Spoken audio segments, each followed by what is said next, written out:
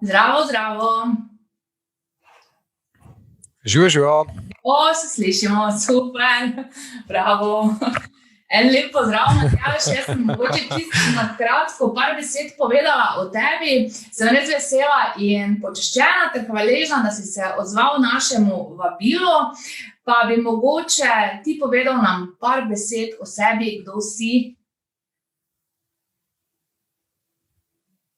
Ja, super, Mojca, najlepša hvala tudi seveda tebi za povabilo pa za izkazano zaupanje.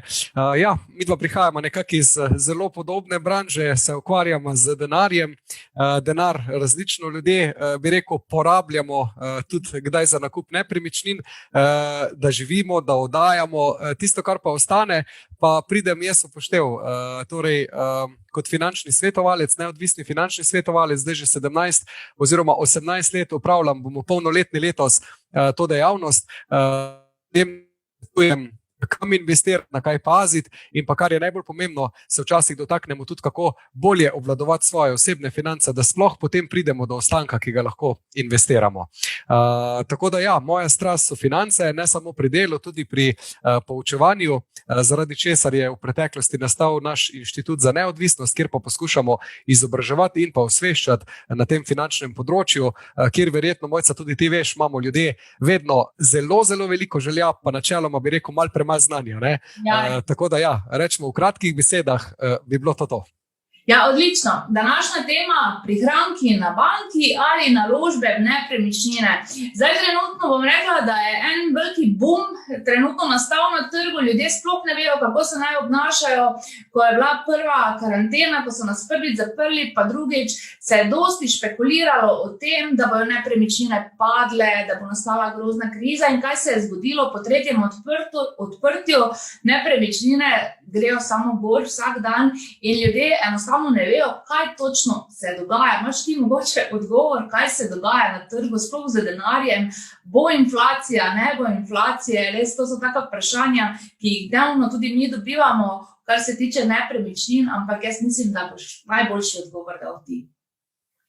Ja, definitivno, Mojca, je zelo povezano vse skupaj s tem, kar si omenila. Sama korona kriza oziroma sama situacija, ki jo je prinesel koronavirus, je tudi centralne banke, cel finančni sistem pripeljala do tega, da so reagirali prvič v zgodovini, nikoli še tako, kot je bila reakcija zdaj. Torej, to, da vidimo porast cen nepremičnin, je prvi vidik tega, da je bilo v trenutni situaciji, torej od marca 2020 naprej, v bistvu v sistem danega izjemno veliko denarja za pomoč borzam, za pomoč ekonomiji, za pomoč gospodarstvu. In mogoče, če naredimo samo eno primerjavo, da bodo ljudje lažje razumeli, koliko denarja dejansko je trenutno šlo kot pomoč v sistem.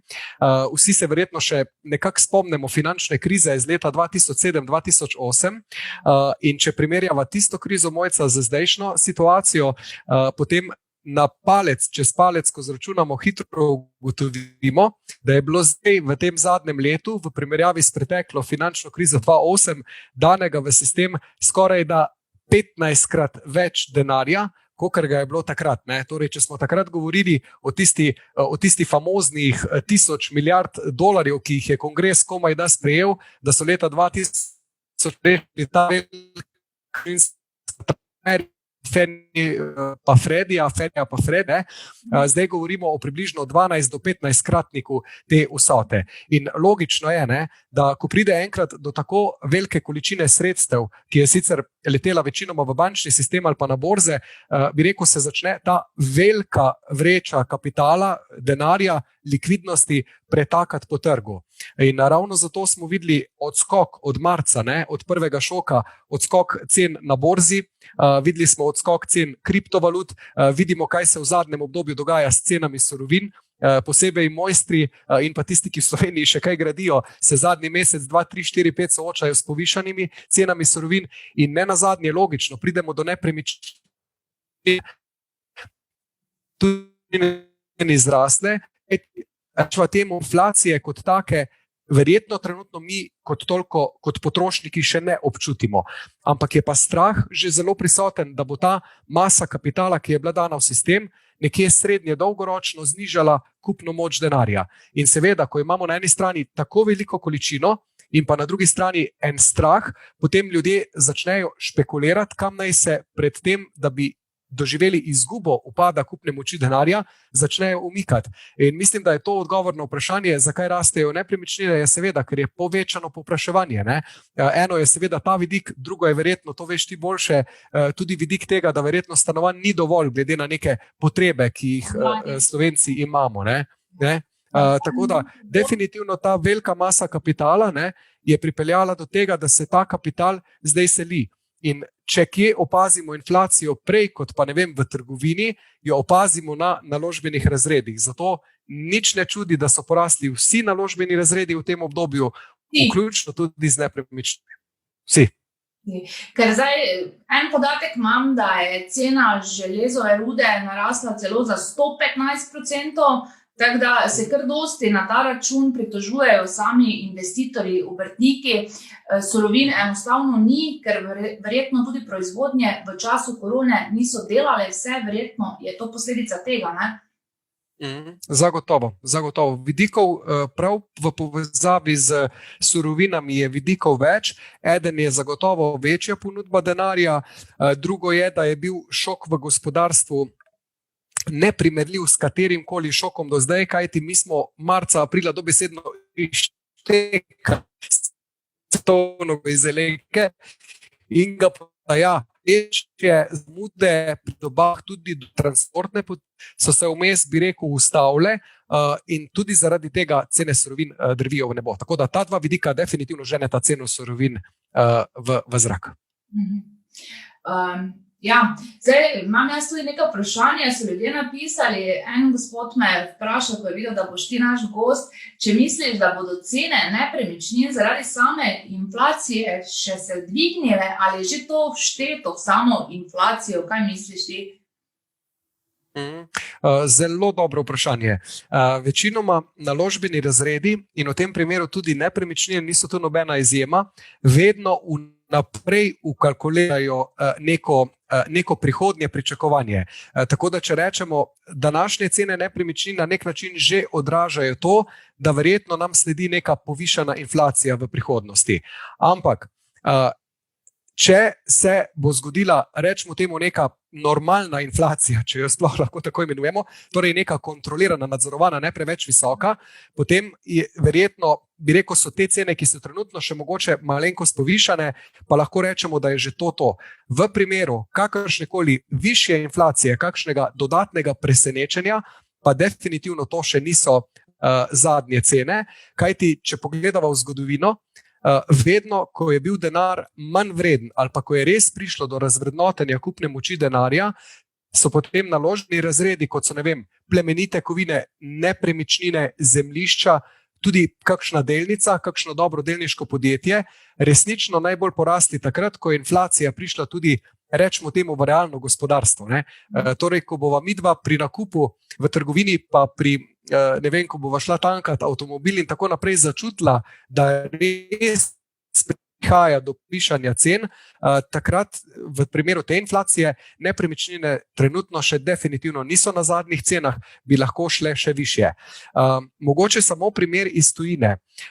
Jaz sodelujem z eno avstralsko ekipo, ki me redno updata tudi o dvigu cen nepremičnin v Avstraliji in posebej Novi Zelandiji.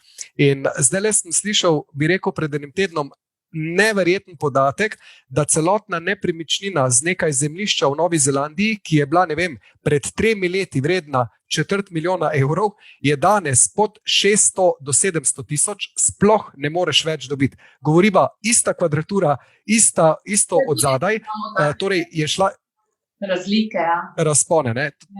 Je šla torej cena, kar je res neverjetno, je šla cena za več kot enkrat več navzgor in kar je najbolj zanimivo, še vedno tam ni odnehalo povpraševanje. Torej, kljub visokim cenam, kljub porastu cen, je še vedno povpraševanje toliko močno in posebej za Novo Zelandijo bi rekel v tem smislu, ker ljudje špekulirajo, da rajše kupijo nekaj, kar ima neko vrednost, da bojo obdržali kupno moč, kot pa da to pustijo enostavno na bančnem računu. Ja. Zdaj, vsekakor, če pride do tega, pač nepremičnina še vedno ostane, ne? In pridejo cikli, ko gre nepremičnina dol z vrednostjo. Kaj ti misliš, naj ljudje, torej zdaj so tudi banke uvedle ležarine, pustijo prihranke na banki ali se najrajše odločijo za nakup nepremičnine, pa seveda tudi drugih zadev, tako da tu mislim, da boš ti znal dati najboljši odgovor našim gledalcem. Ja, definitivno, Mojca, če vprašaš mene, torej, če bi jaz imel danes sredstva na banki in vem, da jih vsaj neko obdobje ne potrebujem, ne vem, 3, 5, 7 do 10 let, potem bi se zase definitivno odločil, da bi na banki pustil zgolj neko denarno rezervo, kratkoročno 3 do 6 mesečnih plač za neke nenadne izdatke in absolutno bi za večji del preostanka premoženja razmišljal, da ga dam v neke, rečemo temu, realne stvarne vrednosti, kjer imam večjo verjetnost, da obdržim kupno moč. In ja, če gledava, bi rekel potem po neki premici tveganja, od manj tveganih do bolj tveganih naložb, potem je nepremičnina, zemljišče, pa mogoče zlato, spada v rang tistih manj tveganih naložb. To bi bila recimo neka prva izbira za nekoga, ki ne želi toliko tvegati. Torej, nepremičnina, zemljišče, zlato. Vkolikor bi pa želel potem z mojim denarjem malo bolj tvegati, pa kljub temu želim neko ohranitev realne kupne moči, torej obrambo pred inflacijo, bi pa definitivno pobrskal mogoče še za kakimi dobrimi delniškimi podjetji, nikakor ne bi pozabil glede na potencialno inflacijo vključiti tudi potencialnih surovinskih podjetij, torej podjetij, ki se ukvarjajo s pridobivanjem surovin. V zgodovini je namreč tudi Univerza Yale prav z dolgoletno raziskavo potrdila, da ko pride do inflacije, so lahko surovine zelo dobra rešilna bilka za naložbo denarja. In pa potem, če se tajni, najbolj špekulativni del, če pričakujemo inflacijo, bom povedal čisto po domače, potem imam rajše, Mojca, en bitcoin nekje na strani, ker vem, da jih je samo 21 milijonov in vem, da jih več ne bo moglo nastati. In sem prepričan, ne moreš biti nikoli 100%, ampak nekako večja verjetnost je, da bom z enim bitcoinom, ne glede na to, koliko mi bo njihov, na dolgi rok verjetno boljše obdržal kupno moč, kot pa če danes tole pustim na banki. Tako da ja, od najmanj do najbolj tveganih, najboljša je itak vedno kombinacija, da vsakega pomalo, tisti, ki pa ne bi želeli tvegati, pa se mi zdijo nepremičnine, zemljišča, pa kako zlato, recimo zelo dobra izbira, boljša definitivno, kot pa pustiti denar na banki za nekaj naslednjih let. In kaj ti pričakuješ, mogoče kot finančni strokovnjak, kdaj bi se lahko ta inflacija zgodila? Nehvaležno vprašanje. Ja, tu so pričakovanje. Ne, ampak sej, mogoče si bo kdo, Mojca, čez leto, 2 video ogledal, pa bo rekel, ja, malo sta falila. Za kak mesec. Jaz bi rekel takole, pričakovanja so zelo različna. Imamo recimo na eni strani centralne bankirje, ki pravijo, nič se sekirati, mi smo dali ful denarja v obtok, to bomo vse kontrolirano nadzirali, ne bo visoke inflacije. Jaz nekako bolj zaupam drugi strani, različnim analitikom, ki so, bi rekel, bolj neodvisni in ti zagotovo pričakujejo neko inflacijo. Mislim, da inflacijo danes že imamo. Vidimo jo na naložbenih razredih. Borzne tečaje imamo na all time high, potem kriptovalute vidimo, kaj so naredile v zadnjem letu, vidimo, kam brzijo cene nepremičnin, zemljišč, surovin in tako naprej. Tako da naslednji korak, da odgovoriva na vprašanje, bo samo, kdaj se bi ta inflacija mogoče lahko prelila v naša realna življenja, da jo mi občutimo. Jaz mislim, da glede na dvig cen surovin, Mojca, da bo to zelo malo.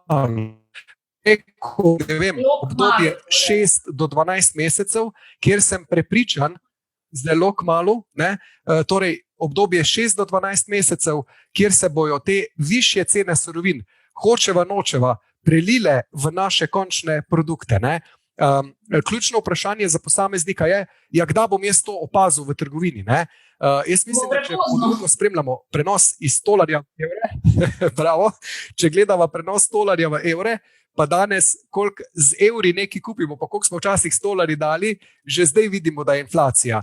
Ampak načeloma pa mislim, da lahko rečemo, da nekje obdobje dobrih 6 do 12 mesecev bi pa bilo tisto, ko bomo mi to res občutili, ker so že zdaj določene surovine dražijo. Tudi transport se zaradi dražjih surovin draži in ne nazadnje se potem vse to, kar je drago, se na koncu prenese do končnega potrošnika in to občutimo v trgovini. Tako da, ja, če bi mogel dati napoved, rečva med 6 do 12 mesecev.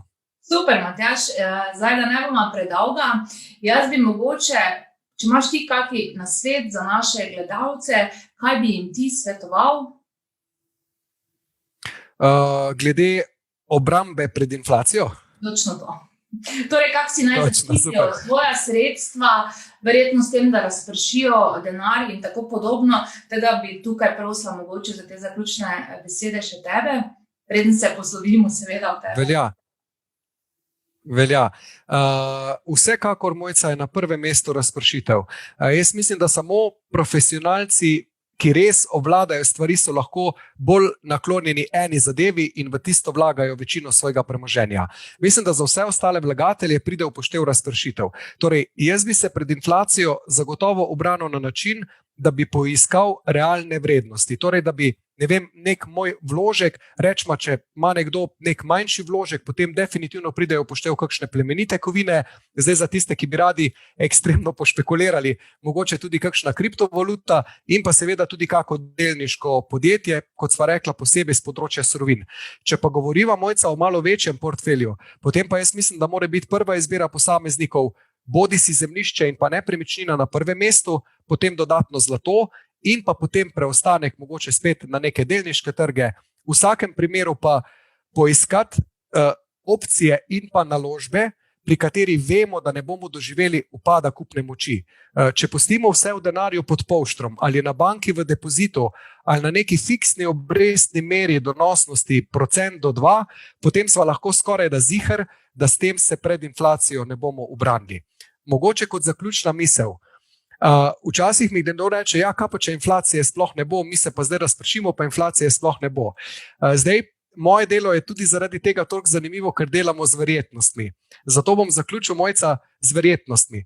Jaz mislim, da je večja verjetnost, da se bo nekdo ustrezno zaščitil pred inflacijo, če poišče realne vrednosti, ki so tudi v zgodovini mu to kupno moč nudili, kot pa je verjetnost, da če obdržimo v denarju, da se ne bo nič od tega zgodilo.